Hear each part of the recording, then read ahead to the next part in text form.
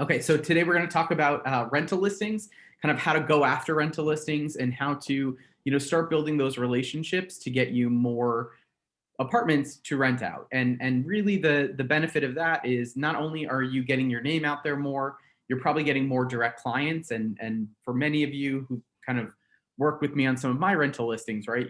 One rental listing that you have can get you multiple renters. It's kind of like the same thing, right? One listing, hopefully you're getting multiple buyers off of that.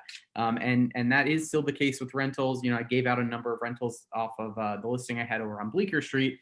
And I think at least 3 people have rented clients off that, right? They didn't like the apartment I had, but we connected them with another Weichert agent and they got more. And so it's a great way to kind of scale your business and to have more things to advertise. So, again, all of this is asking yourself, where is your next commission coming from, right? Where is your next deal coming from? And the more that we're able to kind of open it up and to get more people that we're talking to, again, this business is one of it's a numbers game, right? It's about having multiple people to take out. It's about having multiple listings to advertise and things like that. And those of you on RentHop know, the more listings you have up, the more hits you're getting, the more clients you're having to work with. So again, this is really asking yourself, where is your next deal coming from, right? Where's the next check going in your pocket coming from? So, to me, it's a pretty simple process, and it's really a 4-step process. So the first is to choose your target. And my suggestion is always to become an expert in a neighborhood, right? Pick one neighborhood to start with, because once you can do this in one neighborhood, you can do this anywhere you go, right? And so what you want to do is pick a neighborhood and put together a list, right? Because you want to start knowing every single player in that area and in that neighborhood, right? So there are going to be different things, right? There's going to be different rental buildings, and some of those are going to be exclusive rentals of other people. Some of those are going to be open listings. Some of these are going to be for rent by owners. Some of them are going to be limited listings where maybe 1 or 2 agencies have their ability to rent it out. Some are going to be condos, right? And oftentimes condo owners will sublet. And some of them are going to be unlimited subletting co-ops, right? Buildings where multiple people can kind of rent out the apartments and stuff like that. One thing I say is a great way to find some of these limited listings or some of these kind of smaller landlords is to look on RentHop and see some addresses where multiple agencies are advertising them, right? If you see, let's say, a Weichert agent and a Corcoran agent and a City Habitats agent or whoever it is advertising the same listing, there's a good chance that that's an open listing or a limited listing that you can potentially get the opportunity to also advertise. So the next step after you have this list, right? And again, you want to go and you want to find the owner's information. And there are a number of places to do this, right? If you're a pro on StreetEasy, you can get building information very easily. And this is especially true with condo owners, right? If you want, you can use our Property Shark account and you can get access to that in the office. And Property Shark has databases with a lot of information on owners, right? It might only have the owner's name and address. It might not have their phone number, but that's okay. And we'll talk about the steps of kind of going through this after that. Cole Realty, right? Cole often has contact information for owners of buildings, owners of condos and co-op units and things like that, right? You can look through public records on Acris.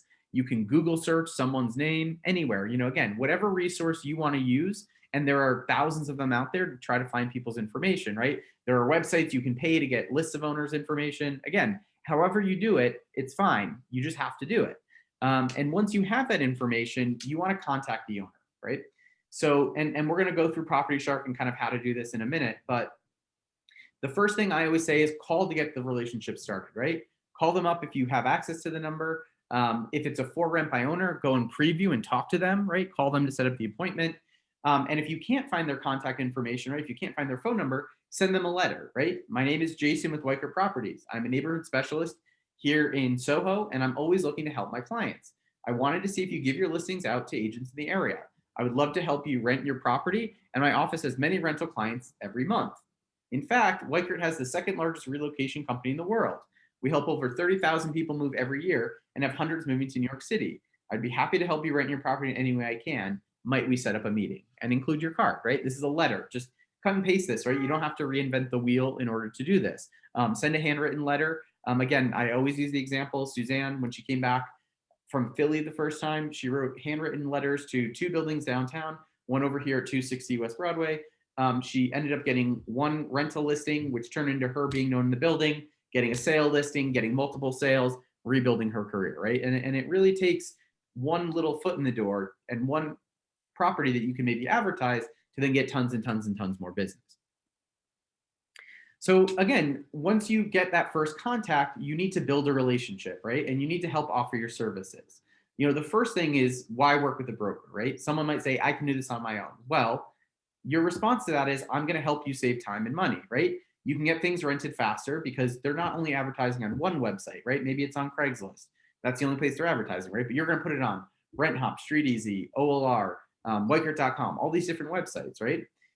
You have access to professional photographers. You can offer to take those free of charge, somewhat similar to the for sale by owner relationships that you build, right? Hey, let me help you rent this, right? I want to take photos for you. I want to make show sheets for you. I want to host open houses, right? Hey, you're going out to the Hamptons on the weekends? Great. Let me host open houses for you, right? I can help you get more people in here.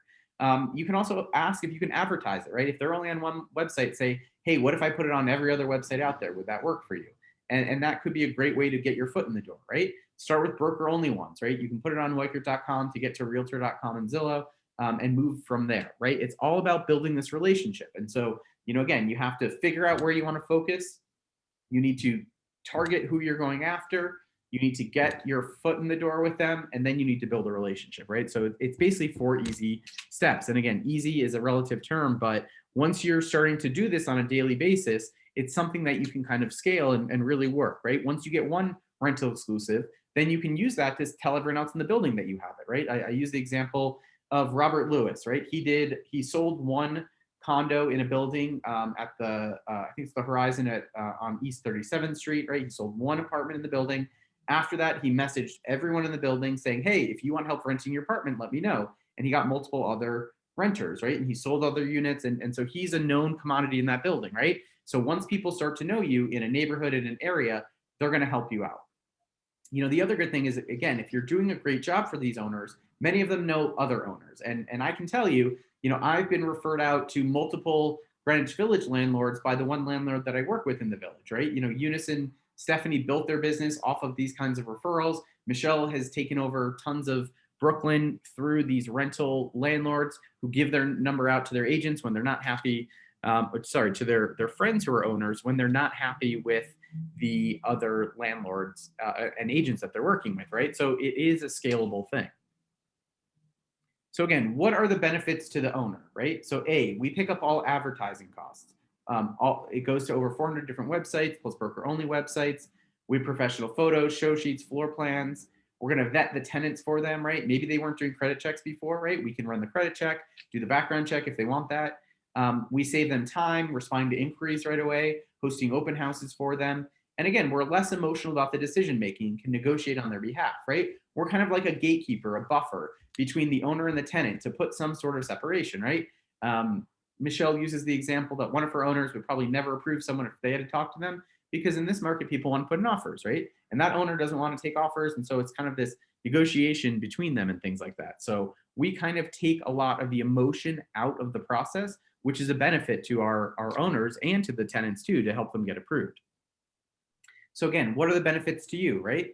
You have a property to advertise and collect a fee on, right? Maybe the owner's paying, maybe the tenant's paying. Either one of those works, so it's not a problem. You have a property to host open houses for. You have a property to make calls to the neighborhood for. You're going to meet many direct clients and meet with them, right? Again, you're paying $3 a day on StreetEasy to put these listings up, but I can tell you, you're going to get dozens, if not hundreds, of inquiries from people, right? That's going to help you build your database. That's going to have people who might be renting this year wanting to buy next year, right? And I can tell you, if you have a listing long enough, you're going to get tons and tons and tons of people that maybe that doesn't work for. But if you do a good job, if you show your value, you can either help them rent something else, or you can keep them in your database for next year, right? Message them 9 months out after they sign their lease. Hey, just want to see if you're thinking about moving again. There's some great options. Have you thought about buying, right? You also have advertising material for the future, right? You spend $100, let's say, to get photos done of a property, right? You can use those for every e-blast that you send, or any e-blast to the neighborhood, right? Hey, I just got this listing, and the next one is, hey, I just rented this, right? And you can use those photos. You also have the flyers you can show to potential other landlords you're working with to show them the package that you have and what you do and the services you provide to them as an owner. So again, the out-of-pocket cost, let's say $90 for photos or $180 for photos and a 3D tour if you want it. You also have $3 per day for StreetEasy. And again, if you want to put it on RentHop, you pay for that in your account. Craigslist, you pay for that in your account. But basically, every other website is paid by Wyker. So again, I want to show you guys kind of how we can do some searching in Property Shark. And again, if you need to use Property Shark, you can come into the presentation and things like that, to the office to see that. Let me show you what we're going to do. So again, let's pick a neighborhood, right? So, or let's pick an address. Does someone want to type in the chat box an address that they want me to look into?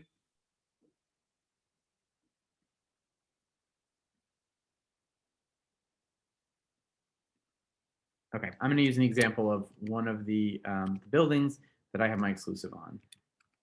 Oops, 144 East 37th Street. So I currently have rentals at 144 East 37th Street. I do the rentals of half the building because it's owned by 2 different partners. So here's the building, right? The owner is the Salpeter Family Limited Partnership. That's the family that I work with, right? And so in here, if I go under these tabs, right? These tabs in Property Shark and contacts, right? Sometimes it will have information. Again, we don't pay for the real owner, but oftentimes we have this, right? Here is the managing agent. Here is the partner member. Here's another partner member, right? And so we can send them a message, right? Here's the address. We can also go into documents, and sometimes there'll be contact information for some of these properties. Let's see if it's in here. This one doesn't have any. Let's go to permits. Sometimes the permits have them. Again, you don't necessarily have contact information for every single person in here. Occupancy, nothing. Let's just look. So you kind of click around and see if you can find any phone numbers or anything like that. So there's no phone numbers in here. Here's someone who lived in the building, who's a voter. But again, we have an address, right? So we can send this person a postcard or a letter or information about ourselves, right? And add them to your database. And since I have this building, right, I can start clicking around on the neighboring buildings, right? If you look at that down here at the bottom, there's a thing, right? Here's another person, right? Murray Hillbillies. And I can say, hey, Murray, I actually rent out the apartments next door. I wanted to see if you're using a broker to rent out the apartments in your building, right? We can go to documents, see if there's any phone numbers. Here's the mortgage. Let's see about occupancy.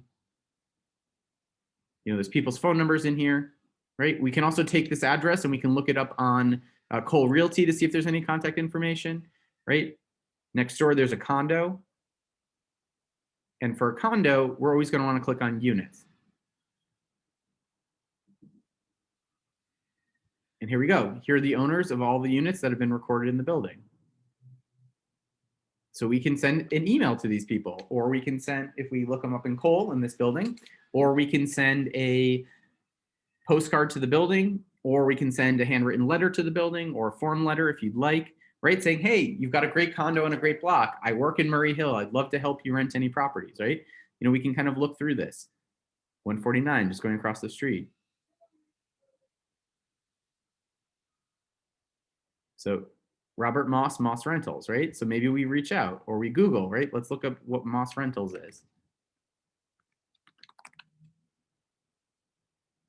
Here's a real estate agency, right? So someone you can call and find out how they do the rentals, right?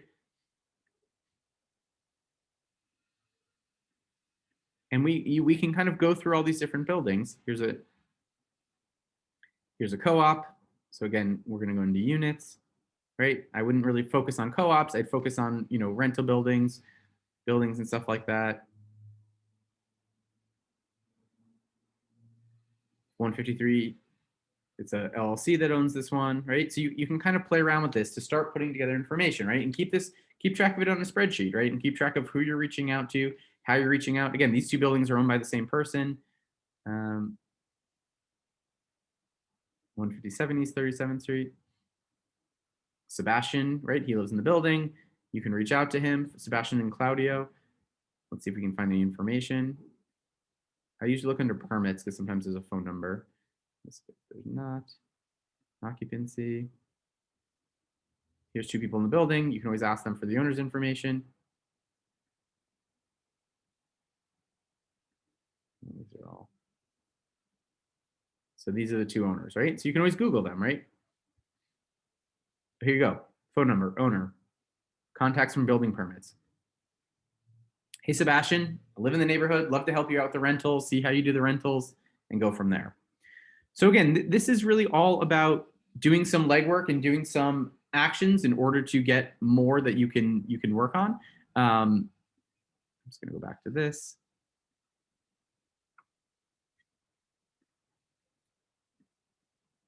So again, you can use Cole and the My Weichert system to find landlords to work with, right? Export the zip code from Cole and just send a message, right? If you already have the zip code in, which you guys should all have target areas, you can send an email, send that email. Hey, I'm looking to expand my rental business. If you or anyone you know is looking to rent an apartment, let me know. Or if you have something for rent, I'd love to help you out. You can also send market analysis to people. If you have a tenant looking for a certain area, if it's true, right? Let's say you have someone looking for a 2-bedroom in Murray Hill. I have a client looking for a 2-bedroom in your neighborhood. If you or anyone you know has anything for rent, please let me know, right? Neighborhood specialist email, people are moving email.